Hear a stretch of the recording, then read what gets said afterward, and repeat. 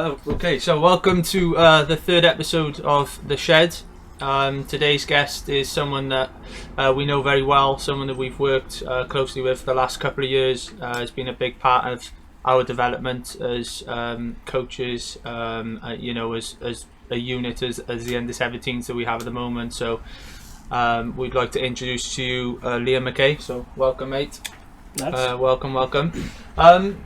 Yeah, we've got a lot to talk about today. I think our conversation last week with Gripper sort of spoke a lot about grassroots and sort of the rugby element of that through the pathway and stuff for the young boys, and I think it sort of sparked a bit of interest in looking at a bit more detail into the grassroots and the community and other things into it. So yeah, tell us a little bit about you, mate.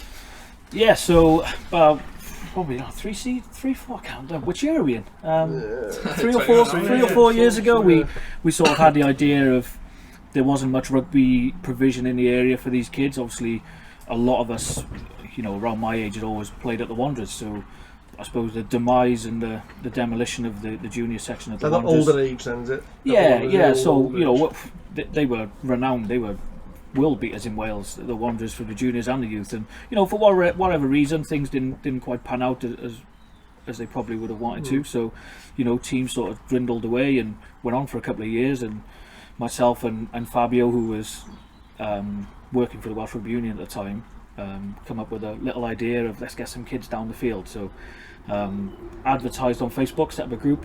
I think we had about 12 at the first session, which we were buzzing with. There was kids who were 6, 9, just a mumble jumble, So it was great the first couple of sessions, and 4 years on, we're touching probably 160 odd kids. Because it kind of exploded, didn't it? It went, like I said, it went from nothing to bang. Yeah, and people say that to me all the time. The numbers are great, but I think it's key. It's good to remember the scope and the size of the area we're in as well. Yeah. There's circa probably 8,000 kids under 18 in Ely and Caira, so we, as well as we're doing with numbers, it's a scratch on the surface. And I suppose we'll touch on it a bit later, but you can only go as fast as your volunteers and your coaches, I suppose. So support you get in it, I suppose. Yeah, 100%. And obviously, there's big things at the moment with, we're losing coaches, we're losing players. The UK and Wales as a whole have been in economic crisis for 10 years. People have got to work Saturdays. People can't give up at 2 hours. That's right. And that's another one that comes across to me is, it's only an hour on a Sunday. If anyone thinks it's an hour on a Sunday, take my job right now. It is not an hour on a Sunday. I've gone through 4 or 5 phones. The battery just goes straight away. My missus wants to leave me. I'm on the phone constant. So yeah, we are where we are. We're probably 150, 160 odd kids. Pre-pandemic things are going very, very well. I know a lot of clubs are worried at the moment, but I've seen our numbers and our interest grow quite rapidly through the pandemic. We may not get everyone back. They're probably the forgotten ones at the moment, the ones we've already got. So yeah, my phone has been non-stop since we announced going back to sport from the 28th of March. So thank you to Mr. Drakeford and the gang. It's been a long time. We can talk all day about sport stopping, but let's focus on the positive now. We'll be back in a couple of weeks. So yeah, that's where we are. Which is exciting, and how exciting is that for kids to know? After all that off and probably now trying you can see their mates properly. Yeah, they can get back to it. Yeah, they can get back to running around the field for that hour. Exactly. So it's different seeing the kids see themselves in school because it's school time. They see themselves on a pitch, on a rugby pitch. Yeah, totally different demeanour to the kids. And you know what? And I say this quite often. When we do play games against some of the more affluent places in the city, because there are. Yeah. It's some of the only times these kids will be on an equal playing field with the rest of the city, and I think they thrive on that. It's not just our area. There's huge work going on at the Buns and Fairwater, Old Ilts. Some of these clubs that have sort of dwindled away and just sort of floated along with senior rugby and a couple of youth sides. But the work going on in some of our most underrepresented, I call them deprived. They're underrepresented and under-resourced areas. has really helped kids' sport flourish. And you'll see long-term benefits of that. At the moment, the short-term benefits are there's more kids playing sport, but longer term, you'll see better people, better communities. Economically, kids, staying on in school and having better mental health. Will hopefully push them into jobs and work and training, etc. Definitely. So, there's long-term benefits of what we're doing as well. And we're only scratching the surface with 160 kids, but if one or two of these, if we improve lives of one or two, then that's all good for me. But the key thing in that is that the workload and the work rate of the volunteers of this club to continue to keep working to get like you just said, but when these kids are on that pitch, it's like they're on an equal playing field, and that's because the people behind the scenes who are putting that work in to build this club are giving them that equal opportunity. Whether that's fundraising, doing some sort of charity work or donating, it's all paying a cause to supporting these kids to be able to go on there and get that kit and being that extra role model for them. And in terms of where we are as a club, I suppose you think of a roller coaster. We sort of took off. We've gone uphill for a bit. For the first 2 years, we were probably flying down our first slalom, just picking up kids everywhere and trying to do probably too much. And now we're just in and out of the slopes and just trying to do what we can. And I suppose in a way, we're not going to jump off this roller coaster. We're going to keep going and keep pushing as best we can and see if we can get more kids involved. And it's not just the kids. There's loads being made at the moment of let's get the kids back, their mental health. We've got some parents in some tough situations with some real issues, in their home life, and it's nice for them to get up and get dressed on a Sunday morning. Exactly. And when we train for the week, 100%, have a cup of tea, just chat to some other parents, have a fag, whatever, and, exactly. while their kids are being coached and taught and mentored by some of our volunteers, they can chat to some other parents. It might be the only time in a week they chat to a parent. How crucial do you think that's going to be now coming back? How crucial, not just for these kids, but for the parents now to be able to come back on March 27th, to be able to come back and socialise. 100%, mate. I talk about this quite a lot in meetings I have with schools and council, etc. Is the big thing around this area is trust. They've had really negative experiences of local authority, school, police, etc. over the years for whatever reason, rightly or wrongly. But the one thing that parents and kids do in this area and other areas is trust sports coaches. They trust that we have their best interests at heart. They trust us unequivocally. Parents will just drop kids off and leave, and they know that they are safe in this environment. And I don't think we're getting there, but I don't think they have that same trust in our education, in our police, in our council, in our hubs and stuff. And it is what it is. Do they have down to social media though? Yes and no. That's a good question. But this trust has been there. This mistrust, I suppose, and distrust of things have been there well before social media.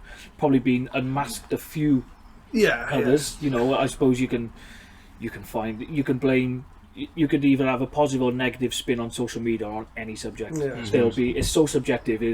It does so much good but so much bad. It could be one issue or one post can push me in a good light and you in another. It's a crazy thing, and I do fear for our young people with social media. Especially when you see black bags on there, when your black bags being picked up, that just stresses me out. Where's Councillor Bradbury? My concern when I look at the picture is not only now, especially in the last year of what's happened, are we facing up against things like gaming. How big is gaming and Warzone? I mean, bloody hell, I can't get off it myself. But how big is that for these kids now coming through, just gaming and gaming, that they don't want to go out, some of them now. They don't want to get back out and socialise because that's all they've known for the last year. Yeah, they can't socialise because it's all online. It's not like you're seeing someone in person. It's not like you're having that human contact. It's just all online. You can see whatever you want. No. And some people might feel confident in that though, wouldn't they? Do you know what I mean? Some kids might think, I'm more confident sitting behind a screen or behind a headset than I do seeing someone in person and passing a ball. So the worry for me is, how do we now compete against that? And not only that, when you look at things like the governing bodies, right? the moment. So you've got the WRU, and then you've got the FAW for football. Now they're both on complete different wavelengths in the sense that, you know, back before Christmas, I think you had the football back and the rugby was off. And then the rugby was back, but the football were competing in friendlies, but the rugby couldn't. And that just all I found during that period was we had more boys going to then play football because it was just an element of competition. Yeah, that's right. I think the one thing we're lucky with, and I have conversations about this all the time with people in Newport, Swansea, the Rhondda. Football and rugby for juniors on a different day in Cardiff. So you have football Saturday, rugby Sunday.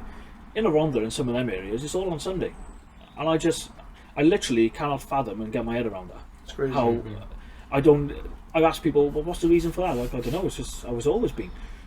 We've got a fantastic relationship with the football club, and all the football clubs in the area. Because I know I would much rather them go and play football Saturday than do nothing. And Gareth, who runs the football, wants them to come to rugby on a Sunday. Yeah. So I ask. I've never really understood it. When I'm arranging fixtures on a Sunday, I have some clubs who are coming from, you know, the top of the Rhondda, or will ask for an early kick-off because they've got to go to football in the afternoon. And I've never understood that.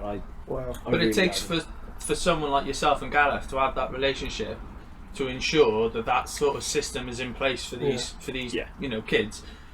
When that's got to come from the top, hasn't it? You know what I mean? That those faculties, those FAW and WA, why are they not working next to each other to go, well, when one's not working, let's push kids into this and encourage that sport. To go back on your social media and the gaming stuff, it's about striking a balance, not just with kids. It's the same with adults, with your eating and your training, it's trying to find a balance, and kids will probably struggle to regulate that themselves. You know, you get addicted. When I was young, I can remember having a couple of games on Call of Duty. Before you look, it's 3 o'clock in the morning. You're like, whoa, where's that time gone? To put a positive sort of spin on it, we are going into a digital age. I think in 10 years' time, you'll see more digital stuff. So it's targeted digital inclusion. So, you know, the Welsh Rugby Union have brought out a design a stadium with Minecraft. My son loves Minecraft. But if they can use that in a positive and educational way, then I suppose it puts a different spin on it. When you're shooting people on Grand Theft Auto, and that, you know, I suppose. But if you can harness the digital age and the want for digital stuff, and harness that into education and the sporting and whatever, I suppose you can be positive about it. Yeah. Do you know, when you look at sports and especially rugby, and you think that the life skills that kids learn from those sports, right? It's a discipline. It's a discipline. Yeah. It's a respect. You know, it's a discipline. It's a hard work. There's a lot of things you learn through just playing that one sport. You know, let alone others that take off and transition through life. Right. Now, when you're someone who's, you know, or now we have, like you said, this generation going through digital, who are coming through playing these games which are influenced by. I mean, how do we see that sport? You know, how do we see the sport when it comes back in trying to sort of get them? I think it'd be quite tough for some kids. You know, they sort of lose the bug, if you like, and I suppose it's down to us and parents, for us firstly to market the benefits of coming back. Speak to parents. Like, my phone's been non-stop since we've had the go ahead last week. I've been on the WhatsApp groups, getting back to people who've messaged on Facebook, say a month ago, saying, "Oh, when you back?" I said, "Oh, I'll get back to you." You know, just going back through messages from months ago when parents said, "Oh, any rugby going on?" "No, but I'll get back to you." So I've been flat out this week, and I suppose, you know, the schools have been a big help in that. So the schools are all set up online now with Seesaw and a few different platforms. So I've sent all our material to our schools. Ely and Kai are home to more schools than any other part of Cardiff. So, 16 or 17 schools, primary and secondary. So all our children obviously go to them schools. So I suppose we've had a couple of thousand people see our poster this week. Something small like that. I've probably had 20 phone calls, maybe had 20 kids to the roster. Do you think that your recruitment poster, is it? Yeah. So they've sent it out onto Seesaw for every parent to see, whether they want. One thing I do think we struggle with as a game is highlighting the benefits without the risk. A lot of parents I speak to, Ely's always been big football, always massive football. And so is Wales. You have people say, oh, rugby the national sport. When Wales play, the country stops. But there's probably about 7 or 8 for every rugby player. There's probably about 7 or 8 footballers. So I think rugby's up to about 70 odd thousand. Football's like 350. 400,000 players. So the thing of it's a national sport is. So do you think then with grassroots is dead then? Or it's dying. Or it's dying? I think the grassroots game has declined in some areas, but what I would probably say, and I'll put my neck on the line, for every area that's declined, 2 areas have picked up.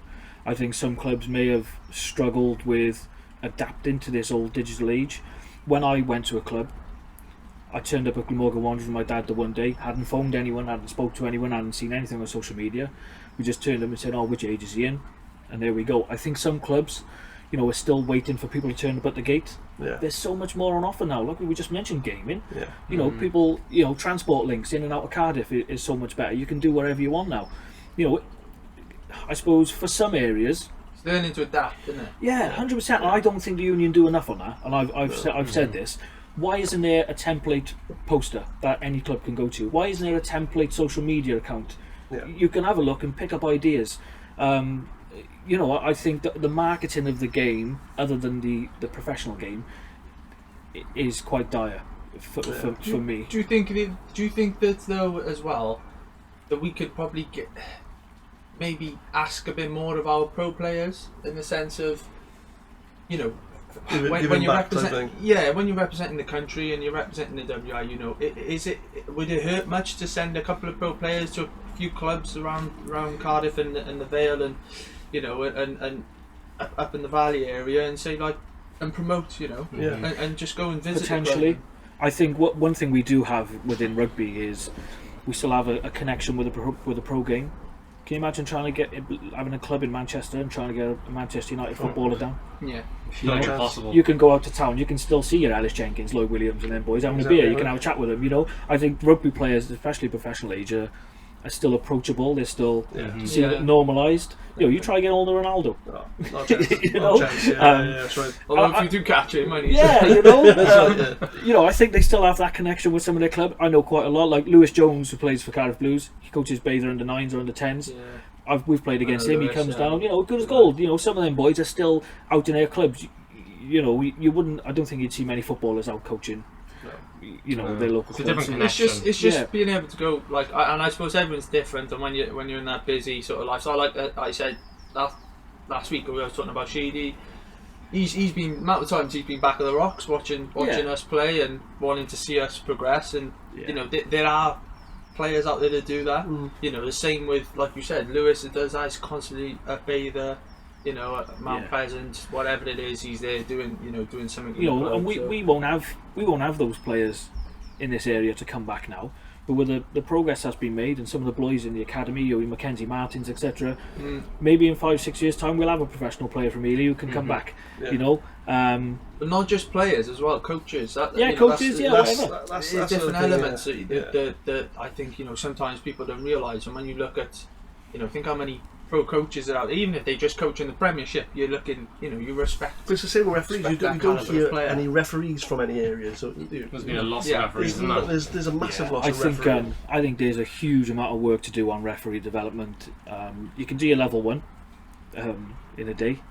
You go and do your level 2, and then someone will come and watch you be a linesman for a game. I think it is. Wow. And then you watch a game with an assessor. And you just give them the whistle. Then I think you do 2 youth games and you're straight out there. I think that's due to the demand for referees as well. You take too long developing them. There's no games going on. I think there's a huge amount of work to do with the referees department or Welsh Rugby Union of promoting the role of a referee. It's professional. You can be a professional. This is where my point came in last week about us having a referee explain these rules and these laws, because where did players get to learn that? Where do we get to learn that? Because at 16, 15, 16s, in the 15, 14s and the 15s and 16s, we've had Liam for us reffing. Never one ref. I've done my one day. One ref in a day. Got a whistle. You did a linesman gig. A free whistle. It's a thunderer. It's lovely.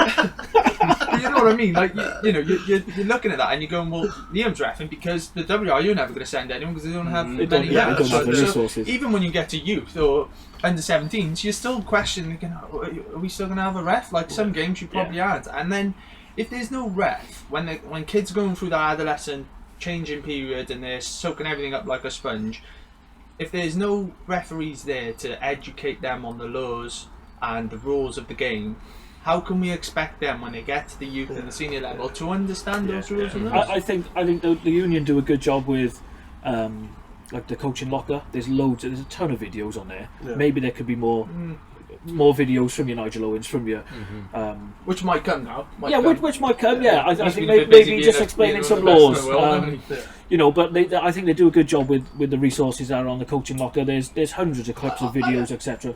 I don't understand, why they couldn't probably approach.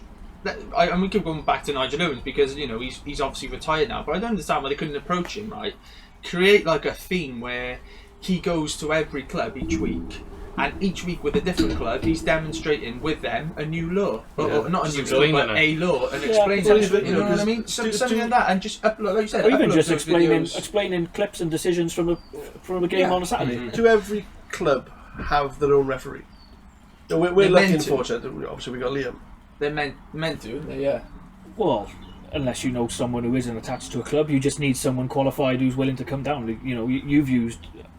I'm not sure the gentleman's name. So he'll come up. Some people just love it. Obviously, what Cove said then when Nigel were coming down, to take him to one side and teach him those rules and regulations of new things. Yeah, they'll have their like CPDs and stuff. But what you just said, to go back to what you just said, Henley, about the WRU do really well with the game locker. See, I agree. Yeah, the game locker is a very handy tool, right?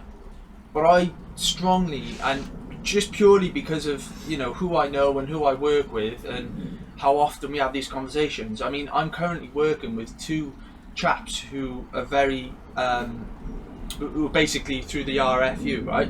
And the amount of work that the RFU do in comparison to the WRU is crazy. Is it really? When we first went into lockdown, and within the first 4 or 5 months, when things started to calm a little and they started to sort of find their bearings, the RFU were checking on CPDs with Stuart Lancaster and I did see all the rest. There was names upon names who obviously work for the RFU or have done in the past and have gone, we'll do a CPD.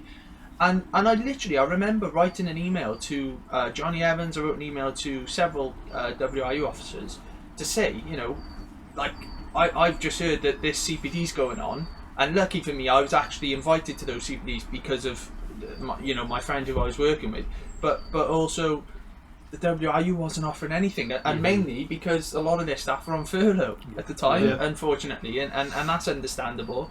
But there's got to be something somewhere where we got to start as a Welsh rugby union. I mean, you look at Wales and they're on for the Grand Slam. Could technically after this weekend be the best team in the Six Nations. So, but then their system and how they filter everything through is probably behind all these other nations, and it's for me that's a concern. See, and that's what goes back to like the digital age when we're saying about the kids gaming nowadays. That's all rugby is as well nowadays. It's analysing things, analysing games. When these kids are used to using those computers now, with the old boys like that. Look at a screen for go there. I just throw the ball to him, and carry on. But with these guys now, they're like, no, that goes to there, that goes to there, that goes to there. It's great having that digital side come back into it again. I think you see sometimes when you go, if you watch a game and they go for a chat with a commentator and you can see their setup behind. Jonathan Davis and boys have got the old mic. And you can see the notes everywhere, and then some of the new age they go and they'll have a laptops and you can all the stats are on there. All ready for them. And that's I suppose that's how people. I absolutely love Jonathan Davis. He is just such a joy to watch. Every time I watch Scrum 5 or every time I just Wales on, and I know he's commentating. To watch him commentating on a Welsh game, just straight up, man. He's because he can be kind of biased, really can, but. Name a Welsh person. You try and tell him. So I watched an interview with him. That one picture of him in 2003 when he's laughing as a Gus Scott and Clive Woodward have stood there. Looked like someone just killed their dog. Yeah. I mean, but then you look at Eddie Butler and he's meant to be Welsh, and I've never known someone to be so biased for England in all my life. Tries to be, straight down the middle. Brian Moore, got lots to have with Brian Moore. Scott Quinnell, obviously. Yeah. What a ledge. You've worked with him, or you've done? So we've done quite a lot. So obviously, I was part of a School of Hard Knocks program in 2015 now. So Scott was obviously head coach here with Will Greenwood. Came through that program after 8 weeks, got a job then afterwards. And then about a year and a half later, then I caught up with the powers that be at the charity, and they were setting up in Wales, thanks to Principality, who've done a great job with us as well. They've done loads for us. Mr. James Harper, shout out there for you. They had taken on a charity partnership with School of Hard Knocks, so to set up in Wales. So I think it was a couple of $100,000 over a couple of years. So we set up then, done some schools work, done loads of adult courses. And Scott's good as gold, got his number now, and phone him, answer every time. Really down to earth, lovely bloke, mate, lovely bloke. And what you see is what you get on the TV with him. Yeah. He, funny enough, a couple of weeks ago, Scott Britton, as we all know, was he put something up on Twitter around his own dyslexia, etc. So I knew Scott had struggled with that. Scott couldn't read and write till he was 30 odd, I think, or he left the Welsh squad, couldn't read and write. So I put him in touch with Scott and Scott. And Scott Britton was buzzing, come back, said, "Oh, listen, yeah." He phoned me back or messaged me back. He was going to grab a coffee, and he's going to help him out with some of his some of his stuff. Yeah, and he's a real good bloke, mate. And the whole family are Nicola and. Is that something they're going to be coming back to do then again, or was it just a one-off? Like Sky, I think Sky just sort of they lost all. What rugby does Sky have now? I don't think they've even got a rugby department anymore, are they? Sure. If someone was going to take on that, your Channel 4s or. Even BBC, it was highly successful, and the numbers of people, once I finished that programme, my social media accounts, people I'd bump into. I was in Benidorm, right? Me, Barry Stone, Roy Mohammed, walking up Benidorm strip, and two guys come out and there he is, like School of Hard Knocks. We'll be all like this. You've been out all day. And then we only the next day I remember then, because he had a picture on the phone. They're like, "Let's have a picture of you." I was like, "Oh, come on." Famous. Absolutely steaming, those feel good shows, and there's the impact that sort of show have had on, it just highlights the importance of the game on some people and some sectors of society. It had a massive effect on. I was already playing, but it had a massive effect on some of my mates. It's like you watch. It's funny now because we look at it like you said, BBC, ITV, Sky, or whatever, picking it up and kickstarting it, re-kickstarting it back off or whatever. But it's like you watch these episodes now. The Last Chance You. Have you seen that on Netflix? Yeah. They go round to these colleges or universities in America, whether it's NFL and obviously basketball, the big sports over there, and it's just literally a documentary episodes of them, different world, just being us, being down to earth, being sort of how they are teaching these kids and these naughty kids coming through, now they're keeping them on track, and that's just a documentary. And you watch it on Netflix and you think, you just can't not watch it. You watch one and it takes you to the next one, and then you think, I want to watch something else about it now. Yeah, it's things like that which we need more of. And it's something like even like Netflix to be able to pick up something that can travel in each country and monitor clubs like Cairo or Dinis or Penarth or other, and monitor these clubs and go, well, And just seeing what the clubs are doing charity-wise now. Exactly. You've done a lot for charity, haven't you? You've been out to Rwanda. Yeah, that was experience. And Rwanda kids with all the pirate tops on. Yeah, we took loads of kids. We had loads of donations. I'm telling you now, if any club wanted to sort of create a pathway, the size and the scope and the speed of some of the young talent in some of those countries is frightening. Is it really? Absolutely frightening. But there's what chance have they got to come to Europe and the UK and sort of take part in sport? I don't know. I just, but mate, it is absolutely frightening. Just the size of some of these people out there. It's 16, 17, and as fast as they can run. And watching some of the games and coaching and taking part in the games, the sport out there is fierce. You see some tough games here on the parks and stuff. them boys out there, unbelievable. You know, what else have they got? Something, Yeah. you know, other than to give everything to sport and Brush off the hard dirt. love training. Yeah, you know, there's no messing around. You know, we get, you know, some people over here going, "Oh, I can't train. My new Nike boots haven't turned up." People out there training in shoes, you know, flip flops. Wow. You know, no worries anything about whatsoever. their feet, yeah. Oh, we can't play on that today. You know, the grass isn't looking too good. They're out there on concrete, mate, No image, just and reality. like a clay pitch, no grass on there. Wow. Wow. But honestly, some of the nicest people you ever meet. You know, we jump on an open back truck every day from our accommodation down to where we're going, and everyone you drive past waving, and yeah, there they are. Musungu, he's white guy or white person. Yeah, Musungu. You're just like, hey. Yeah, fascinating place, mate. That's unreal. I think it's massive. Like I don't understand how there aren't more of these camps that go on around the world, because, like, you know, I went to Germany last year and did a 10-day camp, you know, with kids I never met for my life, and within 2 days you click, you know. It's like you've known them all your life. How can I do this? And like, I probably don't know to the extent of the impact I had on those kids, but they do. And if I'm one person that can do that in 10 days with over 200 kids, Yeah. imagine what several other people can do 100%. in 100%. several other camps over a couple of days. Do you know what I One mean? thing I do get sort of tired of is sport, and rugby in particular, just being used as an intervention. It's like throwing a cup of water on a house fire. You know, it's for some of our young people who are, you know, struggling and in a tough place. Sport should be a primary. You know, not something that comes secondary after you've gone through your struggle. Why is it always used as an intervention? Oh, you know, sports intervention work every time. Yeah, but I'll tell you where else it works before the issue arises. So, you know, with this new curriculum have come out over the last couple of weeks, I can't really get my head around. I need to understand it a bit better. But Health and well-being. health and well-being, no mention of P on there. No. In terms of sport, competitive sport, which, you know, strikes me. I'm just like, wow. I just think that all you had years ago was sport. All you had was outside. Yeah. You know, and that's all you did outside. Play Kirby's, football. But being outside in sport now is seen as an intervention. Yes. And it's just, wrong, I isn't it? just can't fathom it, if I'm honest. You know, especially in areas like this, sport is life to a lot of people, and it gives hope, mate. It gives hope to, you know, like I said earlier, this playing on a level playing field for 80 minutes, they are equals.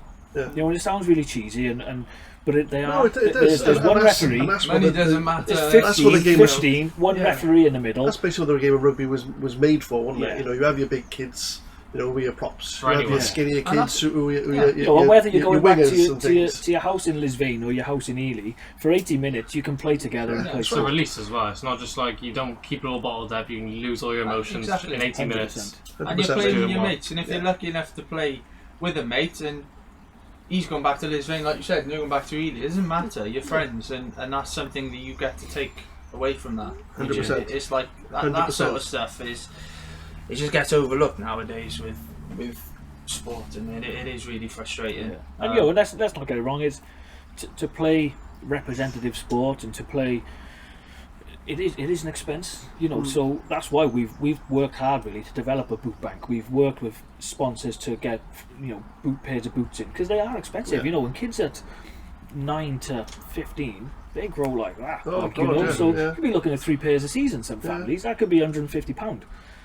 So we've developed now a bit of a boot bank where, you know, if your 5s are too small, come and get a 6. If your 6s are too small, then come and get a 7. Like, That's you right. know, so you don't drop your 6 in, take a 7. So hopefully that'll just keep recycling through. Yeah. So yeah, we've done quite a lot of work with, you know, we were lucky enough, we jumped on Lovell Rugby at a sale. That's right. And everything must go. Everything was £1, so we've bought like 130 items of kit, t-shirts, zip-ups for like £1 or 150.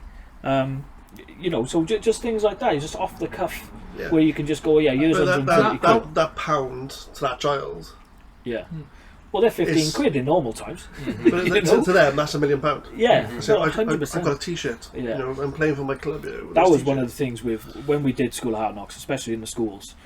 When one of those kids Stash. had put a hoodie on, they worked for it, mind. So they go through Sims data, and they'd have to have a positive week, and we'd help them have a positive week. Yeah. You know, all the teachers were buying in, and all the other parents and stuff. So once they had their hoodie on, like, You know, don't get me wrong. So a bit of swagger there. you'd have some of them then who take it a bit too far. You know, can't talk to me like that. I'm still Arnox. You know, we'd have to go in and be like, "Oh, listen, you know, doesn't give you free reign." Because me and Nelly will come in and and have your back. But yeah, you know, chucking on a new T-shirt. Even people like adults, you go out and buy a new T-shirt and you're going out on a Saturday and you put it on. Straight away you just go, "What the hell, yeah." You know, even if you don't, but why would you wear it if you don't? Yeah, that's right. We've seen that more than most with our boys. Like, you know, look, we got them a bit of stash. I would swear some of your boys have got it tattooed. You see them everywhere. when we got on their kits for Christmas, and you just see them everywhere. Boys, keep it now for your tidy kit. Yeah, okay. We you two down the field playing rugby in it. Whoops. And off to a wedding in it later. That's what I was going to say. Like, you know, how important is it to have these sponsors, or you know, these the need for sponsors? You know. Yeah, so we've had loads of support from sponsors locally. We had a break-in last year. They took our T-urn, Shad, straight in. I'll buy your T-urn. You know, well done, Shad. And well done, Shad, legend, mate.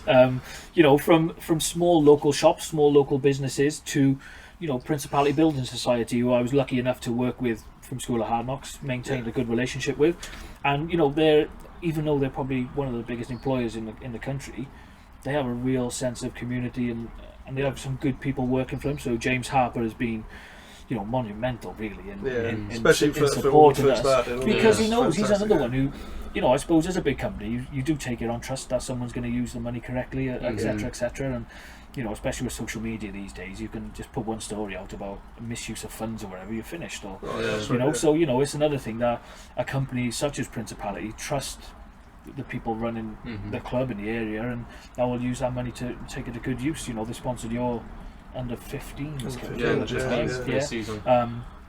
He's donated plenty of prizes for you know, in terms of rugby balls. In the first lockdown, just to keep everyone together, we were giving out rugby balls. He bought them with different clubs on. So we had one with the Blues, Saracens, and then the kids then we charged them with, you know, developing a poster of the club, researching the captain and you know, the badge or whatever. We had loads of good feedback from that. Saracens were retweeting it. Loads of, you know, international rugby players getting involved and loving it. So yeah, well, that was one real positive. And you know, I suppose it's going to be tough for all clubs going back, because someone who you relied on before for a sponsor, you knew they were good for 200 quid a year. You don't know what's happened within the pandemic. They could be struggling really now, but then other ones might pop up. I know loads of people who started business. You know, new opportunities arise. So, you know, we're lucky, I suppose, that we do. Classics, another one. Classic sports, where Wayne's been a godsend to us. He's supported more. Does a great job on the shirts, which we pay him for, but he supported a lot of our coaches wear. You know, free packs of t-shirts, etc. Because, you know, it's alright saying let's give the kids their t-shirt, which love all that, but to give a coach a free, they do it for nothing. Absolutely nothing, you know. So to give them a t-shirt and a hoodie, you know, not go and stand on Cardiff West in February soaking in your work clothes. You know, use a waterproof. You know, as a small gesture, you know, in one way makes them feel part of the club, but another way helps them turn up. You want them to keep coming. And that's one thing we want to say to all the volunteers that come to Kyra, and all the, you know, the coaches and everything, is thank you. You know, for what you're doing. And you know, and like it can be a thankless task sometimes. Oh God, and it could be long term. So you might have a kid who you really put loads of work into, because you know he's got a bit of potential, etc. He might just walk off after every session. 10 years time, when he's, you know, signing an academy contract, he calls you up on a podcast or calls to your house, and it could be long term. No, that's right. You know? That's right. We've got some fantastic volunteers. You know, people like Norman, who's been there from the start. Norman, you know, we can do whatever, anything. I'm from Norman's my go-to. You know, Joanne was obviously there at the start with us. You two guys, obviously Charlotte, Fabio was there from day one. Harrison run a marathon for us. You know, to fundraise. You know, that's what I mean. And like, from our point of view, for the 15s, we wouldn't be the team we are, and I don't even know if we would still be pulling 22, 23 boys back in, you know, this year as a youth or 17s, if it wasn't for Charlie and Lee and the amount of work that's been put in behind the scenes, and Megan coming in as the physio, like those type of things you don't see, and that's just one family that's made a massive difference. and there's several families out there. Yeah. Um, We ask for donations, we ask for sponsors to donate money, but the biggest factor in any sports club is the donation of time. Yeah.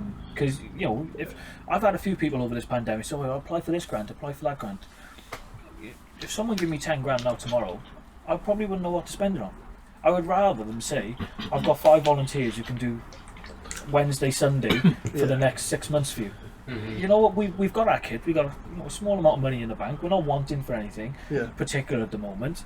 That 10 grand will probably sit in the bank. Yeah. I could probably buy some banners or, but I would rather keep it short and sweet, nice and simple. The kids come down, they get what they want to train. Yeah. We feed kids afterwards, and they go home after an exhaustive run. We don't need, massive amounts of flashy equipment and I that sort of stuff. I spoke to Grips last week about we were talking to him about the importance of coaches coming through, and like he said, and he touched upon, a lot of clubs now have parents which are coaching, and as much as that can be a good thing because it keeps things going, it can also be a bad thing when it comes to development of probably these kids in the sport. But we know from being in that actual battlefield at times how vital that person or parent can be in that moment, and how important is that for a volunteer, or for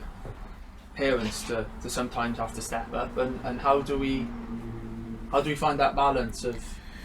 Yeah, it's a tough one, really. Obviously, once we, in the situation we were in, I don't want to say you take what you can get, but we were happy for any support whatsoever. And we've been lucky where I know you've offered to come down and work with a few coaches. We're lucky we've had some experienced coaches to support that. George, who we'll touch on later, who's the new hub officer, has been really good for us pre-pandemic and during, doing some short CPDs. CPDs don't need to be 4 hours. Come and watch this PowerPoint.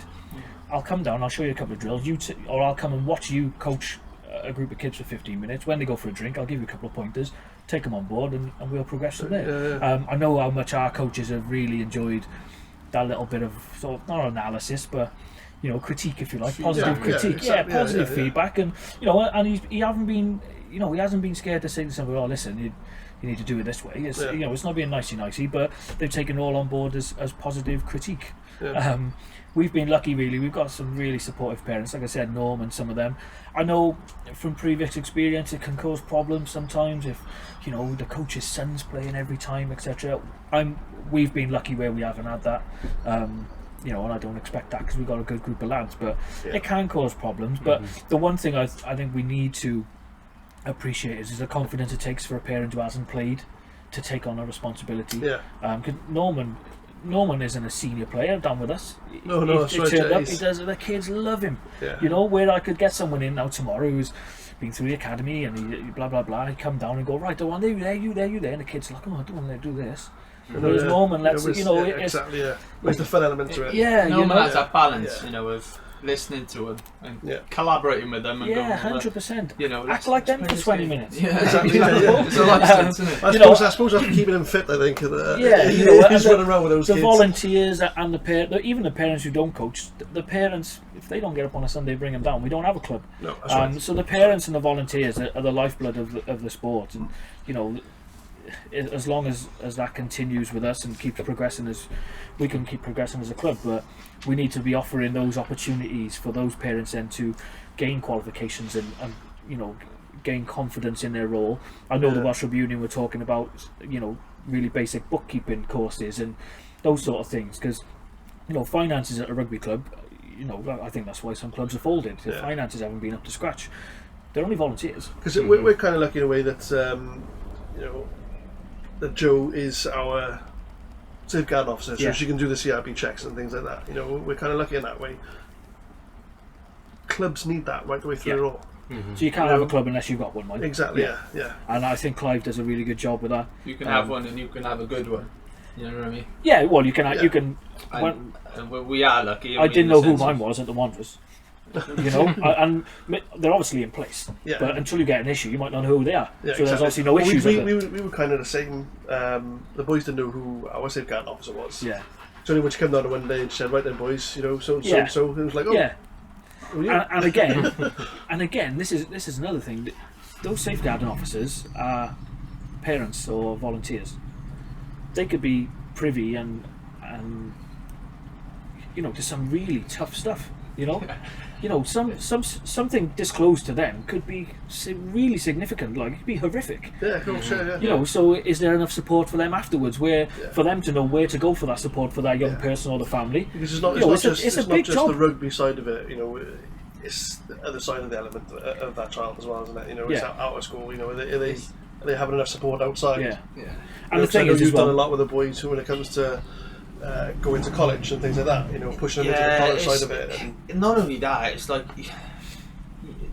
for those people, and like from an advice point of view, for I have fellow mates in uni now who are about to graduate who probably won't go into coaching, and some of them might now start taking coaching in to another level for themselves. But from what I've learned from coaching these group of boys is it's not just the coaching, it's the things that come outside of that. It's the issues sometimes when something happens at home, or they, like you said, they haven't got the boots, or they haven't got the kit, or they've had a problem with another boy from somewhere else. And it's all things you have to work with the safeguarding officer. Yeah. Exactly. Exactly, yeah. And you're going out of your way to pick up 3-4 boys every Sunday morning to make sure that they're getting what they deserve. So it's more than just coaching in that side of things, and that's a massive lesson I've learned in coaching, and that's why it makes me want to do it even more. It's another thing with our parents as well, and the group of parents we've got. We've got a WhatsApp group for each age group. And I hope. Your phone must be mate, everything's a WhatsApp group now. But I know the majority of parents are confident enough on a Friday to pop in there. I'm working Sunday, or I can't get a lift, and a parent will be there within seconds to say, I can pick them up, I can drop them off, etc., etc. So it's that parental support as well for some of these parents to make sure their kids are there, because they've got tough lives. They might be working Saturday, Sunday, it might be raining. Mum doesn't drive. She's got 3 other kids. She ain't walking from North Ely to Tralee in the rain. Oh, of course not. I wouldn't expect her to. Especially when the other 3 got to stand there cold or whatever. I'd hope that they'd be playing as well, but they might be too young. Yeah, that's right. Which is why it brings me on really to under 3s and under 4s. 3s and 4s, so under 4s, under 5s. We have a little fun session, half hour, 45 minutes, just to provide a bit more for those kids. Not allowed to play or anything, but they have a 45-minute run around while the other kids can go. Yeah, so we've named it a kind of crash. Exactly. But the oldest can actually play then, rather than going, look, can't go down today because your little ends. Mum and Dad can go and watch and support and be proud then while they're looked after, 15 metres away, rather than having on the touchline running around onto the pitch, etc. So they can go over and be supportive and be proud of their son getting his first tag and his first try, and and all that sort of stuff. That's great. I think what we get as well then is we can repair families through family issues and stuff through sport. That first moment you go and watch your under 8. When Lucas scored his first try for under 7, I'd walk off. I was like, oh my god! Lucky I recorded it. I watch it all the time. His first try was down Arms Park. I can still see your Charlotte screaming in my ear. I still get echoes of that. Go on, Huey! I tell you who's the worst with it, right? Sue Russell. When Joe Russell, when we're going through, go on, Joey, baby! she was unbelievable when we were younger, right through the ages. Even now, he plays for the seniors now. She's on a touchline. Go on, Joey, baby! You know what? I think everyone's having it. When I was at St Peter's, it was Ross Wardle. Ross Wardle's old man, Rob Wardle. Oh, what a guy! Just literally, ask any age group, and you ask them that same question and say to you, Rob Wardle, he was just non-stop. Yeah, I think every club's got one, hasn't he? Exactly, and you need them though. You need those characters. Yeah, it's what makes you. It's those memories that stick with you. Then, 100%. And obviously, parents' support is the biggest thing we need, because you can have the volunteers in place, etc. But if the parents don't feel comfortable with bringing their child down for an hour, then you haven't got players. Talking on support, just quickly, because I know you want to go to some questions. Like a big support, especially to be probably sustainable and successful, would you think would have to come from the WRU? Like, how much support have you actually had from the WRU since starting this project really. And So in the first instance, I approached Jake Thomas, who was in post at the time. He was great, mentored me through the process, if you like, of how to start a club, etc., etc. Financially, nothing. I don't know if the senior club have received. I think we've had dribs and drabs, a couple of hundred here and there. But in terms of that first initial, let's start a rugby team, we needed 600 quid for a kit. We had no cones, no balls. Luckily we'd scrimped and shaved, and Principality jumped in. But I don't know if there is scope now for, I don't know, a voucher. You say, listen, I want to start an under 7s or an under 8s, or even they buy it back off you or something in terms, because to have that first start-up money is tough. I've been chatting to a guy called Jason Cook, who he's left a club now and he's gone over to Tylerstown. He set up a new team, struggling for money to get that first. Well, to get that first. Because that first bit of money, it needs to be spent wisely. Yeah, of course. If we don't spend it wisely, we didn't need much. Like you said, the first thing is kit. Yeah, That's got to be done right. We can get the people we in. played in t-shirts to start with. Yeah. Mm-hmm. We've had Iron Man down there. We've had Captain America and everything. I love it. But in terms of, I wouldn't have felt comfortable. Some people go, just go and play in your t-shirts. I wouldn't have felt comfortable going over to Land if we played our first games in the 7s. I wouldn't have felt comfortable going over there unless all our kids looked the same. No, I wouldn't do it. No. And you can say, rags to riches and all this, and it'll be okay. They don't know. I wouldn't do it. No. Why would I want that first memory of them? This is my first game. Well, why have you got a Man United top on and he's got an Adidas jumper on? Like, why would you do that to those kids? So, that's right. are you, because when you started the club, you have to do, how many years was it? Is it 3 years to be an official club? So our senior club's still not affiliated now to the Welsh Rugby Union, so probably one of the only clubs in Wales really. So, And why is that? Why is that? I think there's a few issues. I don't think years and years ago there was the appetite to go for it, which when it was probably easier to become a member. Yeah. But the goalposts have changed now, so you need a few things in place. So the kids team, you need, I don't know exactly, but things like a first aid room, blah de blah de blah, which says tick tick tick on a box, which obviously we don't have. But there's positives and negatives to that, because during this pandemic we haven't got any assets. We haven't got a clubhouse to look after. We haven't got a ground to look after and maintain. So we've been fine through this pandemic, where I know other clubs have, when there's no income, etc. So pros and cons of it a little bit. One thing I don't understand is you have a lot of clubs and people on Twitter, social media especially, is we need more money. We need more money for the community game. There's like nearly £12 million a year spent on a community game. Our club doesn't receive a core grant, so some clubs get 20 grand, 30 grand, 10 grand. I don't know, depending on your circumstances. But we run a first or seconds, a youth, and 10 minis and junior teams. We don't get no core grant. So if we can do with no core grant, there must be something wrong somewhere. Maybe it's over years you've developed a need to pay for these certain things, and you've developed your club. And I'm not, not going to slag anyone off. Someone who's not you, and not me, and this goes back to what I said earlier about there being marketing tools. So bringing your players in and support around what makes a sustainable club. The union talk all the time about growing clubs organically, where I think years ago, and especially now in senior rugby, people want success in Division 3, spending thousands of pounds on wages. I can't fathom that. We've had a first and seconds here for, when you see other clubs and they've got a full minis and juniors and a youth, that seems sustainable to me. Where we've only been going 3 years, how we've had a first, seconds, and probably nearly a thirds here for 30, 40 years with no kids coming through is beyond belief, really. Because we're going to youth now, and it's 30, 35, 36 years, they've never had a youth side. Yeah, so how have they kept going? How are some clubs who receive funding, etc., folding when we're one of the toughest communities in Wales, and we've got 2 senior teams running every year for the last 8 years with no kids coming through and no payment to players? With money comes power, comes responsibility, and that unfortunately ties into politics. And that's where stuff starts going wrong. When like you said, if you don't get that money, there's nothing to have to worry about in the sense, other than your drive and determination to, as an individual, and then as a unit and as a team. And it sounds quite cutthroat, and it might sound quite bad, but if your club is struggling through payment of players, I don't have a lot of sympathy, if I'm totally honest. If you've historically paid players to go up to Division 1 and come back down, know your place a little bit and, develop your club organically. There's some clubs out there who've done it. Rummy don't pay players. Rummy have been Division 1 club for years and competitive in there. They probably don't even want to go to the Championship. But, look at their club. They're one of the best minis and junior sections and youth sections in the country. But they don't pay. They're all Rummy boys or Land Rummy or East of the City boys. And they come through the system every year.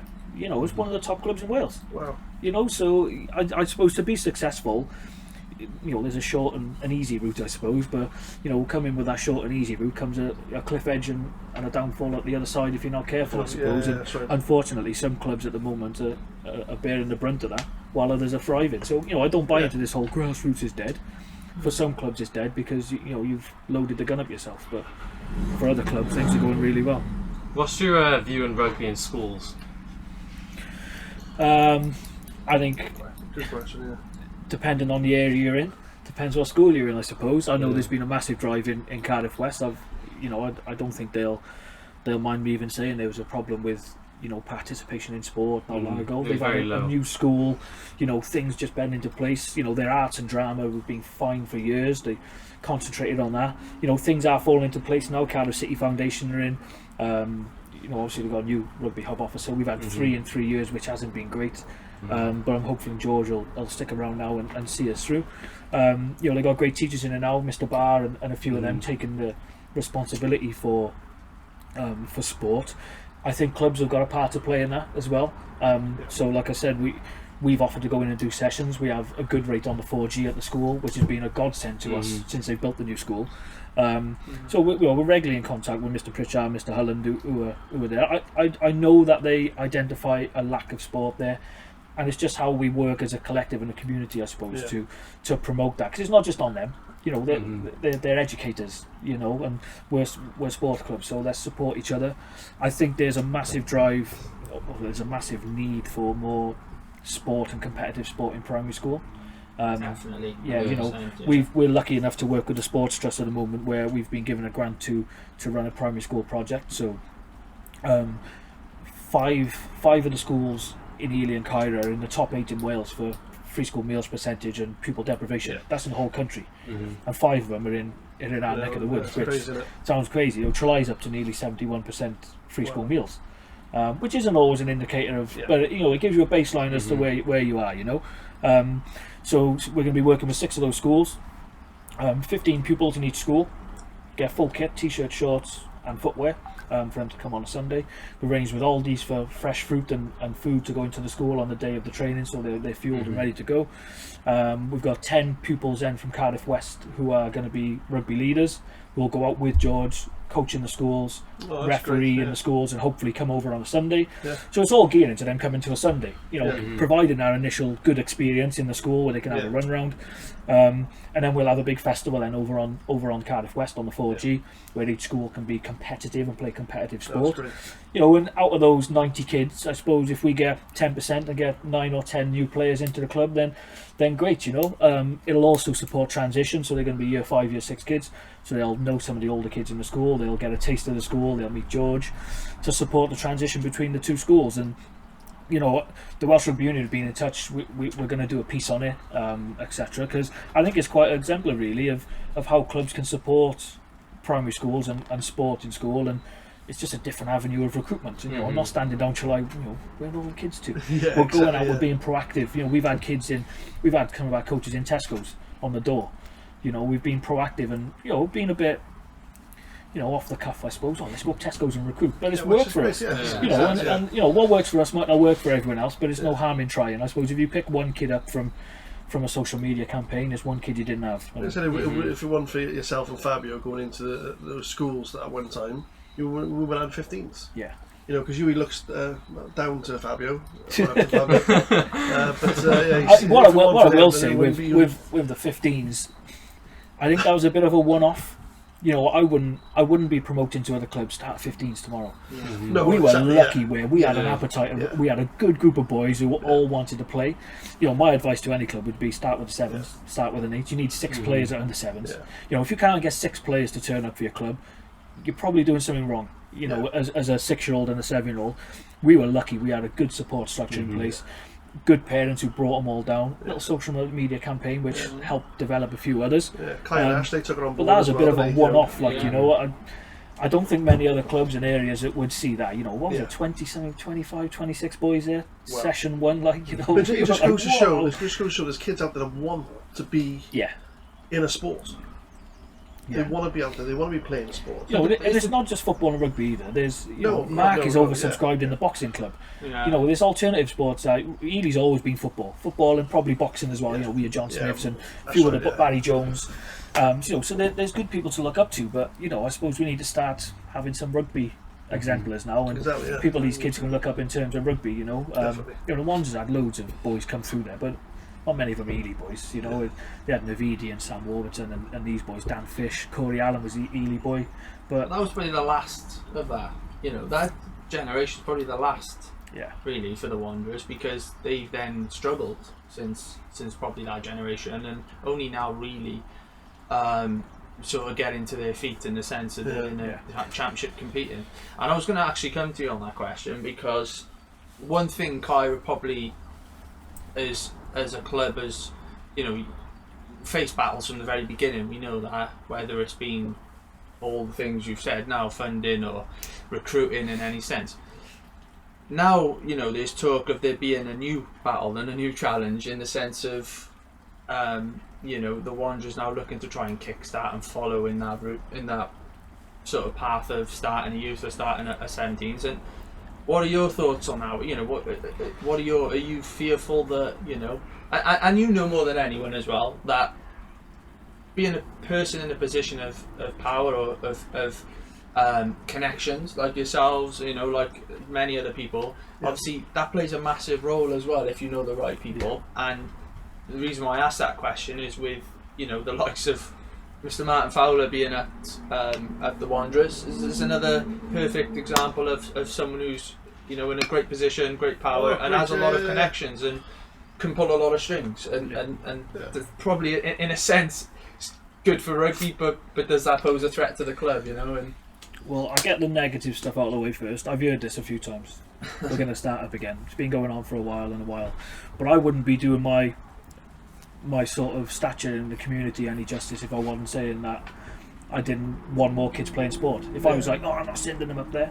If one more kid goes and plays sport, they don't want to do it with us and they're doing it somewhere else, buzzing. I've sent kids to Fairwater who, you know, I don't really want to come over there, I live in Fairwater. I don't go, bring your kid over to us. It's not the be all and end all. So as long as... Unless he's 6'4". yeah. What's his name? Jonah Lomu?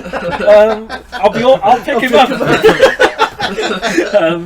So, you know, as long as the environment's right and at the forefront is the kids in this community, which I think they've fallen away from over a period of time. There's not many, well, if one or two Ely boys in the senior club, which, you know, went back 10 years ago, it was full of Ely boys, you know, the development squad, etc. So as long as they have the community and recognise the community issues at the first point and address them and keep it affordable, you know, focus on the best parts of this community, then I'm all for it. I will send kids up there. If we're oversubscribed, I'll send kids up there. One thing I do think is really positive is them talk of a girls section. Going over to, you know, Capitals and those guys do a fantastic job, but it's out of area. You know, there's enough girls in this area to have a cluster, to have a club. We haven't got capacity for that really at the moment, you know. So as long as they can get it right and get the right people in place, I will send girls to that club. I want more girls to take part in sport. We've got fantastic girls playing for us, some of our best players in the minis, but where do they progress? You know, there needs to be more made now of a 13 or under 13s once they have to leave. Where do they go then? Do they just go from the game because they can't get a lift to Whitchurch or Lambeth? So, you know, to have a club up there that are promoting girls sport and girls rugby is fantastic. In terms of the youth stuff, you know, obviously we'll have a successful 17s when we can get a game, which will be youth next year. You know, talk of having a youth, etc. Whether that happens or not, I don't know. They can only get three players from each club or do 3 transfers. Our players who are in Rumney, Caerphilly, Lanishan, etc., going to leave them clubs to go to the Wanderers for a youth who haven't had one for 15 years? I don't know. if they do, they do. You know, it's a good question, and some might ask that, you know, but for example, you know, you put us in the picture as a youth, a 17s and a youth. It's our first time in 35 years that we've now going to have a youth. The question some people might be asking is, how good are that youth going to be, or are they just a team that's just been thrown together the last couple of years and whatnot? So all these sort of, you know, bigger players, or say maybe some talented players out there might be going, you know, where do I look at? They could look at the Wanderers in an equally same light, you know, and say, well, if that's a new starting club, the only difference between the two is one's in a very good position of power, you know, unfortunately, that can you know, use his words very wisely and encourage others to go down there, and whether that happens or not, you know, don't get me wrong. You know, I played a bit since I was 8 years of age. I had a fantastic time up there. I played for seniors, for the youth development squad and the seniors in the Championship Division 1. We had a fantastic team of us. It's a historic club. It's one of the most probably historic clubs in Wales. You know, with Sir Tasker Watkins and those sort of guys coming through there. You know, legendary Blair Evans. You know, they've offered a fantastic pathway for some people around here. Your Lee Highgates, some of them boys of you know, using the talent that they've had, but you know, for whatever reason, that sort of fell away a little bit. I think they lost the focus on the community, bringing in players from, you know, universities and colleges, etc. Do they have that buy-in for the community? Probably not. When they play your Rumneys, etc., who are playing for that badge, and you know, I'm not slagging anyone off, but I don't think you get that same buy-in from someone who's coming in from outside.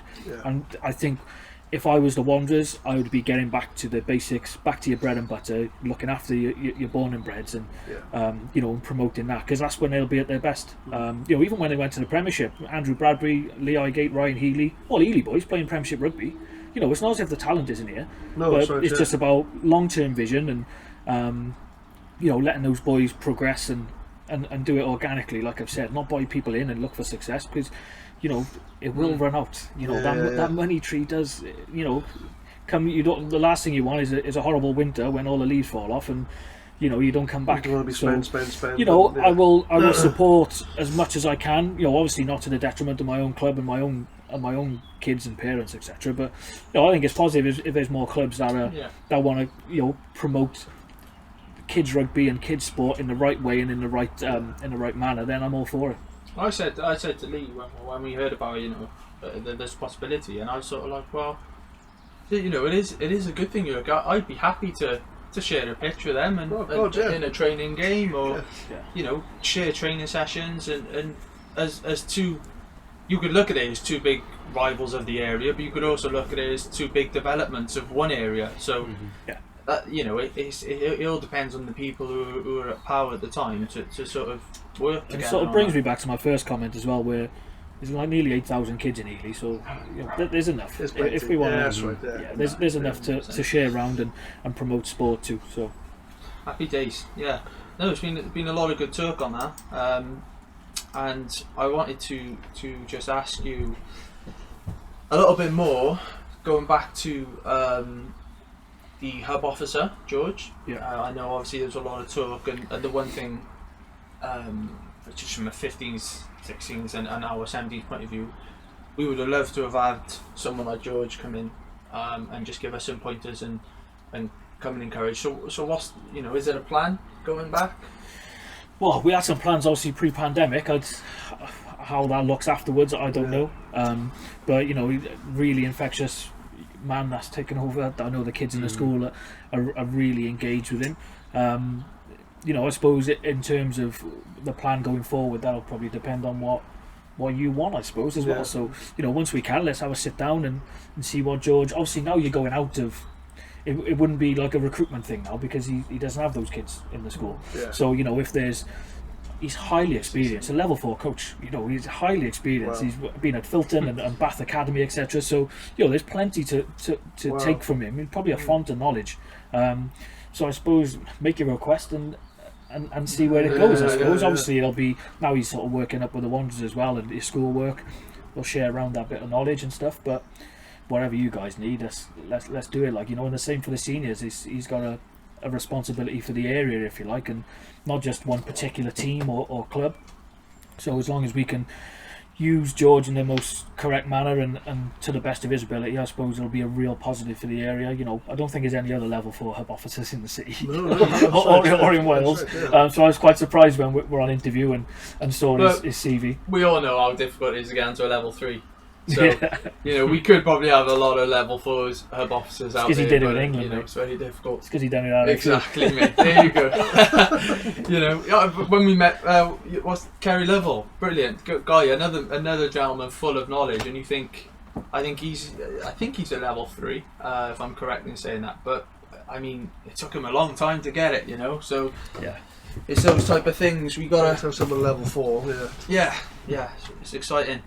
Anything from you? What were you thinking? I think we have to talk about it, don't we? The prediction for the Wales and France game. We got about 10 minutes left, so I wanna make this interesting. Yeah. Well, Okay. how we are 9-4 with the bookies is probably beyond me, given we're unbeaten and we've got a really good record in France. France are probably my tip for the World Cup if they progress. Probably, I think so. They've got a really young squad. They got the least caps, the lowest average age. Highly successful last couple of 2020 under 20 squads. I think they've got a real good chance. I think Saturday could be one of the best games of the tournament, especially if there's going to be early scores. It's going to be an all-out battle. France need a bonus point win. So if you know the French rugby, in both games, yeah, you know, so in both games, if they want to throw it around, I think we've gone. If France want to throw it around and be, you know, highly energetic and play at that pace, I think we've picked the squad right. Yeah. I think there's boys on that bench who can come on and do some real damage to tired legs, etc. Especially Thomas Williams. I got a lot of time for Thomas Williams. Oh, such a great squad. I got a lot of time. Which kind of leads on to my next question, right? Well, your question really. You said it earlier. Who's your player to watch? Mason Grady, playing for the Blues. Yeah, 13. Yeah, Really? I think so. Okay. If we're talking of just come out of the academy, obviously he's injured last week. Yeah. Got a lot of time for him. Mentioned Thomas Williams. In terms of boys who are already in that Welsh squad, I think James Botham's got a huge future ahead of him. This back row factory. This week? No, he's on the bench this He's on week. the bench, is he? You know, this back row factory is just unreal. Yeah. Ellis Jenkins, I think, will go with the Lions. He's unreal. If I'm honest. But in terms of player to watch, just come out of the academy, I think Mason Grady has got a bit of everything. Write that down. We'll keep You mark my words. The 2 performances I've seen, or 3 performances, the one against the Ospreys, it was like watching a man against boys. Yeah. You know, the size of the kid at 18. Obviously played 2 professional games then in the Pro 14 for the Blues. You know, the 1 week looked after Bundyaki. you know, so he's doing his education, right? I think there's a lot to come. What about? A lot of people haven't spoken about it yet, but what about what's his name from Bristol? Johan Lloyd. Lloyd. Probably, I think everyone was complaining about him going back to Bristol, not being in the Welsh squad. But there's obviously a development plan there. Yeah. You know, they don't just say, "Oh, you go back to Bristol." He's gone back then, played outside half, fantastic talent. You know, raw talent. You know, I think there's a few question marks over the size, or maybe, you know, people will question size all the time, but you know, it's not affecting DuPont at the moment, is it? So, well, yeah, that's the you thing, know, what's the South Africa winger? The Chesson Kobe. yeah, you know, doesn't affect him. Definitely. So yeah, I think, you know, a lot of the talent is, you know, over the bridge at the moment. I think that was a period of time when a lot of talent did sort of go over the bridge. I think there's a lot of good work at the moment now of keeping these boys on contract here, but being educated across the bridge. Whether that's a good thing or not, that's another medium to long term thing to look at. You're not going to know at the moment, but in terms of, you know, like your Johan Lloyd, Sheedy, there's not a better education than the Premiership at the moment. It's highly competitive. You know, really good rugby. You know, do you get up for games? You know, Treviso against Zebra, Cardiff Blues against the Cheetahs. I highlighted this in in one of the previous podcasts, didn't I? When I said about, I think it was when we were talking about Zamit's try against Scotland, and I said, you know, if that for me is any Pro 12 winger, they don't finish there, because it was if you put Steph Evans, Ashton Hewitt, Alex Summerhill possibly. You know, any of those people in that position the Zammit was in when he put it over Hogshead, I don't think that would have happened. And the reason why I think he was so confident in developed in doing that was because he's playing against these people week in, week out, and there's no hesitation as to what he knew he could do against them because he's done it. And I think that's the difference when you're playing in the Pro 14, Pro 14, and you're looking at you know, like you said, Scarlets against your Dragons, your Trevisos, or whatever. Cheetahs against Treviso. You're like, you know what I mean? One thing I will say with Zammit Mines is we were on about it earlier with the tries that we left out there Saturday. He tried to do it again with a chip. Everybody, the chip was amazing. He had a 2-on-1 with the fullback, George North, inside him. So I suppose picking and choosing your moments, but that'll come with experience. Yeah, this is you know. Yeah. You know, Josh Adams. Oh, that wasn't a try. I'll never know. To be honest with you could watch a game back 10 times and you'd give that try every time. And the other one then was Dan Bigger when he threw the forward pass. It was a great pass, mind. Oh, fantastic to pass. Zammit, Yeah. but Fantastic pass. Tipperick and Gareth Davis both on his inside. Yeah. If that was this week against France and we, fluffed them 3 tries, we'll probably lose the game. But then, are you looking at, an element of things, different variables in that situation? You know, are they screaming for that ball on the inside, or is it instinct to know that they're there? There was a lot of new plays going on as well, wasn't there? Yeah. But I think they're progressing really well. This leads to my next question: their development. Can you see their development as a Welsh squad at the moment? Can you see? Oh, God, I think you're starting to see it come through. Definitely, like in autumn, it was kind of like, oh, do we trust Wayne Yeah, but I Pivot? think, would you think that And it then- was him trying then? I think standing he against used some about new young- 48 players, didn't he, the autumn? Yeah. Get a lot of stick for it. Yeah. We're not privy to this information, but maybe that was the plan. Exactly. The games are. That's what I think. We're it's not happened. lose the I game. think Just he have a thought, look at the squad. Let's get them out there. Let's see what they play like. Let's see who actually stands out the crowd. Even under Gatland, Wales never started the Six Nations well. They never did. They always used They'd to always progress like through the 12 points tournament, so we're probably doing the same. I remember Gatland a few times saying if we win the first 2, we'll win the Grand Slam, because he's confident that they're in a good place at the start and they always progress. Maybe coming out of the Pro 14 sort of it takes its toll. I don't know whether it's just a slower pace, etc. I don't know. I just think Yeah. I think that we gotta, and I'm intrigued to know if this is what he's doing. But when we talk about our back 3, because we probably got the best back 3 in the whole competition. I'm sorry, I don't care English or not. I don't care. We have As a unit, we have. as a fantastic as a individuals collective and unit. And when you look at that, it's like all I want to see is them in space with the ball. Yeah.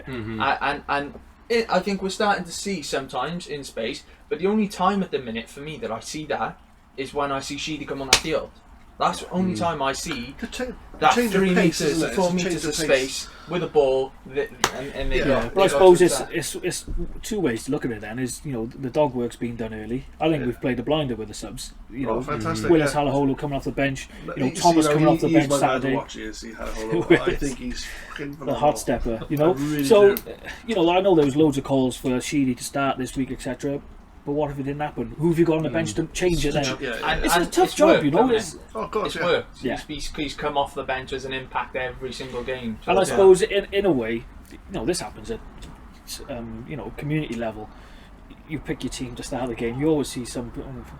Yeah. The job of picking a Welsh squad. He could pick 15 Jonah Lomu Saturday. Easy. Someone would moan. Someone has got allegiance to their club and region, or they don't want the Blues boys to play. They want the Scarlets boys in.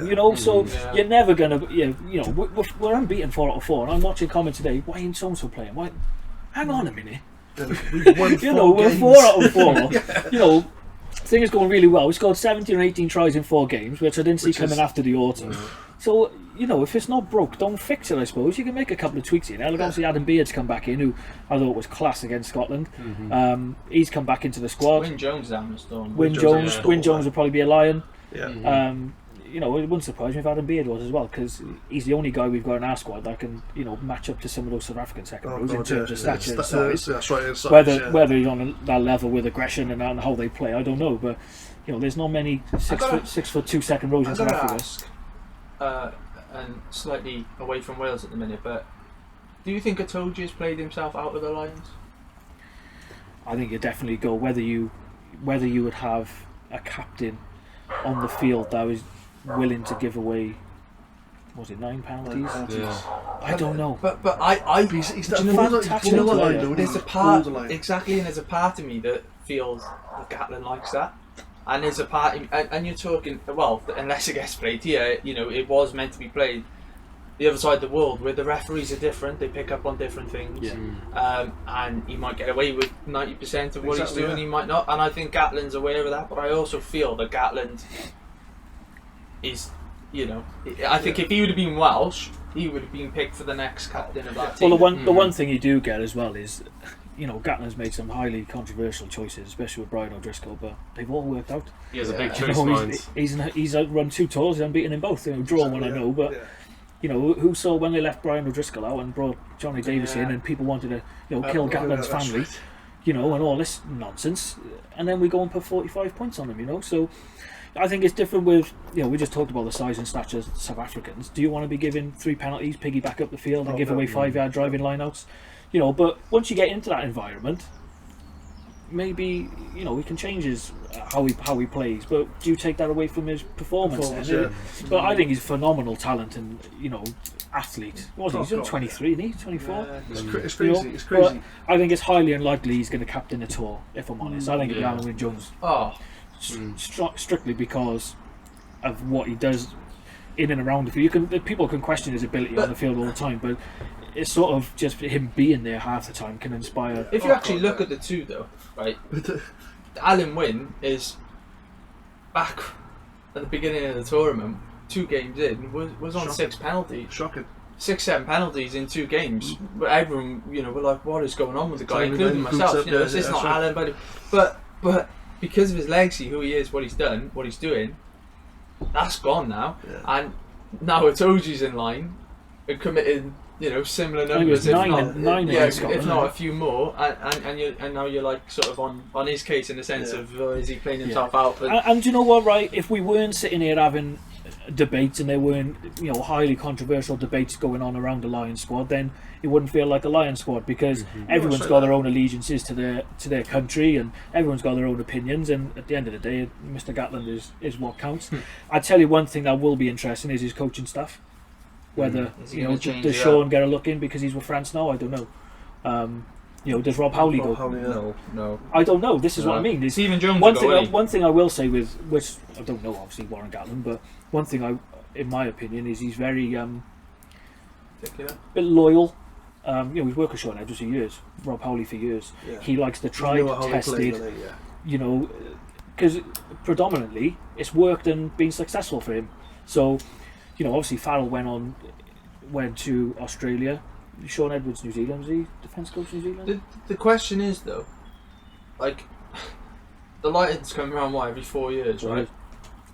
A lot of rugby changes in 4 years. The question that we need to ask is he going to change his rugby? Has he adapted, or is he going to adapt come Lions and have the Lions playing in a certain way, or is he going to continue to play the same style of rugby that we now know as Welsh fans and that the country knows as Lions? Well, that's the interesting factor, and he didn't take obviously Rob Howley to the World Cup because of what happened, and look, you know, Wales still managed to get to where they needed to. But I suppose one thing you do have to do against South Africa is front up, and I think a lot of Gatland's rugby was about that. You know, backing your fitness, backing your physicality, and, you know, sort of putting teams into submission, if you like, and sort of being mentally. I think there's a lot of mental strength around the game that Gatland sort of promotes, especially with Sean Edwards. So you don't want to let him down. You've got the story with James Haskell when he's gone home and Sean sat in his front room, Crying. you know, because he's missed a couple of tackles. Sean sat down on his sofa when he's got home, like, you know. So, just nuts. So, you know, and we're not privy to that sort of information and how those sort of tours work, but, you know, it's going to be highly controversial whatever happens. You know, everyone once Scotland beat England, we'll have 10 Lions now. Come on, really? Man. No, that's right. You know, he's sitting 5th in the table with 1 win. Come on. They got a couple of key players in there. I think Rory Sutherland will probably go, maybe one of the Greys, but that's a highly competitive area. Second row, one of the Greys. Hamish Watson's got a shout, but that's another highly competitive area. Yeah. I think that winger is going to have an Van der opportunity. Merwe. This is another thing. See, what style of player do you take to South Africa? Big and brash, and who can front up to the South Africans. Well, he's going to take both, and I'd imagine he's going to take both. Or do you go for your Zamet, who's all speed, and is he getting in there? He's got to. I don't think he will. I think Don't he's you think? got to. I don't think he will. Really? But then that's Gatland, isn't it? He's experienced. He wants players that he knows are And going to he's go what? to How the old depth. is he? And also we haven't seen. Because we've seen his speed, and he said, "All right, but you haven't got his tackling side." We of it. haven't But then seen. next game, No, we've seen his there's, tackling there's side of it. but there's elements of his game we haven't seen yet. We They're haven't being seen him tested under as much. pressure. So he played what, We haven't- games? We haven't. We know he doesn't like the aerial ball. We know it. He doesn't challenge for it. He doesn't like it. We don't know what he's going to be like under pressure. The aerial ball. You imagine playing against a New Zealand team, physical, front up, tackling. Kick. Is he gonna? Yeah, I suppose. Is he going to deliver in that? So it's all good that he can run 100 meters in 9 seconds, or he can friggin' Score from pick anywhere. a ball up and score Yeah. from anywhere. That's brilliant. I think everyone's in agreement. other He's a elements. fantastic potential, but whether his time is now, I don't know. I Probably would- got another 3 tours in him. Yeah. I would gamble on him though, personally. You'd probably. Well, they do take young players for midweek. Whether I don't think he's a test starter. Yeah. Some good wingers in Ireland, But I do think there were a lot they of took Cuthbert. but at the time, Cuthbert was a highly successful try scorer. Still Whether had- he's a top rugby player, I don't know. Still had elements of his game that weren't Yeah. established, which was his defence, which got found out quite quickly, and he still got selected. So, Yeah. but then he was under the Gatland squad. So whereas Zamet isn't now, although we brought him in, it's I do think a lot of wingers get a hard time sometimes because they're relying on 13 people inside them doing things correctly.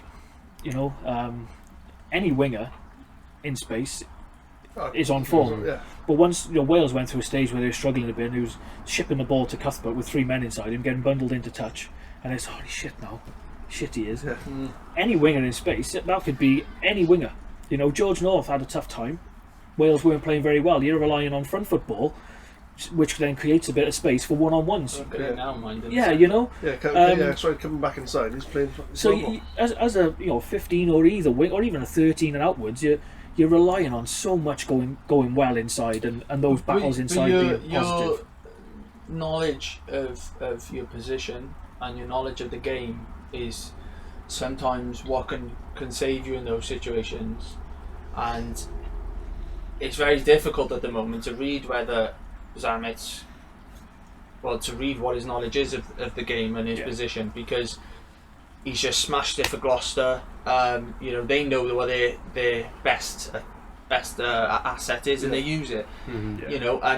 And it's different national level, and when he's given the opportunity, he's executed. But there are elements of the game we have to see, and it's interesting. We will see It's them. interesting. We will see them. Well, we'll see him He on, keeps Fri- playing. on Saturday, because I said to you earlier, didn't I, about that Tomar. Yeah. He's no joke. He come on the scene 2 years ago, and he's no joke. And to see against Italy how the Italian winger just kicked it over Zamet and just put it in, a bit of luck. Don't get me wrong, but it was just like it looked like a simple finish. Halfpenny would have been there. Probably would have gone off 30 seconds later with a concussion. But I think on the whole, I think we're in a really good place in terms of the national squad. And one thing that does my head in, we're looking at the World Cup. Oh, come on, Let's finish this off first. but let's. And there's obviously a goal to win the World Cup, and let's get to the World Cup. But in the meantime, I suppose it's hard to balance, isn't it? Keep the fans happy in the meantime, because the Welsh rugby public will torture you. Yeah. You could lose every game now up until the World Cup, and then win the World Cup, and they still won't forget it. They're like, we won the World Cup. Yeah, we lost to England 3 times on the way. That's right. Yeah, well, that's just what the autumn series. The autumn series was terrible. All I want to see though, right, as a fan more than anything, as a coach, a back, a winger, is when you watch France the other day, that move that they tore England with. England now, like with their defence, that move that they tore England with, I was like, wow. It's just so French. Watching it, it was just like, it was just creative. It was just executed and creative, and that's all I want to see for Wales. I don't care what it is they do. I just want to see him at some point in a game just pull out a bit of creativity. It's almost the same that I'm happy. Kyra done to Cardiff Schools, wasn't it? I remember. Yeah, that was a good game. On the line out. What was it 7 tries to 4? We'll go there, really. So, But no, listen. So what I mean is, it's nice to see a different bit of play. Yeah, which you don't really see it in You take some risks, so- though. yeah, exactly, You're not going to get rewards if you don't take the risks, do you? I don't think we see enough of that anymore. But games are won by percentages now. It's won on paper and stats, and whether that's the right way to go, I don't know. But for some people, for some teams, it's highly successful. Some teams is a kicking game. Some teams is. But it all depends on the type of team you want to be. The successful teams get the balance right. New Zealand's, the amount of times they'll go into that 13 channel, send a kick down in behind them, even they're and put struggling pressure now, on. Since what's his name? It's putting the pressure on teams at the right time. New Zealand don't do. You watch any of the Wales games, England, it's all out the back. Yeah. You watch any time New Zealand play, you tell me how many times they go out the back. No, It's possession, fast ball, speed of ball. New Zealand and those top teams, unreal. It's in now the and again you'll see. Yeah. But Aaron Smith, when you watch New Zealand, it's as if he just pops up at every ruck. He just disappears and comes like a genie. Just you don't even see him get up from ruck to ruck. Which, No, that's right, that's the way they play. The speed of ball is unreal, and they just crucify you with, they'll win penalty for offside infringement, pin you in the corners, and we're yet to they see a just put team a stranglehold. go to New Zealand like New Zealand go to teams, and that's all I want. That's all I want to see. Whether it's us or another team, I want to see. I don't want us to beat New Zealand because we've kicked 18 points. No, that's right. Kicked 30 But then- I points. want I to want to see see us to be able to play a phase play against New Zealand and actually tear them, or any team. But that's because you're a fancy. If you're a coach, If you're a you'd coach, say something else. Kick it. If you're a coach, it goes off a lot of things. Of course, it does. But I also, every coach is different. I tend to stick to my guns in a sense. I like to be that creative way about things. But when you look at At the end of the day, it's an England, entertainment sport, isn't it? So. you look at England in our World Cup. Everyone's going to get their bit of semi-final. entertainment from each bit, aren't they? So. Well, look at Japan 2015, it beat South Africa. Exactly. There's only one performance they had in them, but It was one enough. It got Eddie Jones a job. Didn't it? yeah. That's all that matters. So. No, but I think on the whole, I think we're in a real good place. Yeah, definitely. Better than we were in the autumn. Calls for his head. I was one of them. I was like, this they don't look up to scratch here. Byron Hayward left. Geffen Jenkins obviously gone in. Things have improved, and whether we win or lose on Saturday, I think even if we finish second in this tournament, I think we've come a long way from where we started. Yeah. And it's nice I to see still the young think we'll boys win. coming through now. Yeah, 100%. Those opportunities are needed, and those opportunities at the top level is what keeps the boys at the bottom level going sometimes. And That's right. to know there's a pathway through to a profession, and like I've put on Facebook today is they shared the team and stuff, and ask our parents to get their kids to watch the game because Ely's not massive rugby. You won't have many kids watching the game.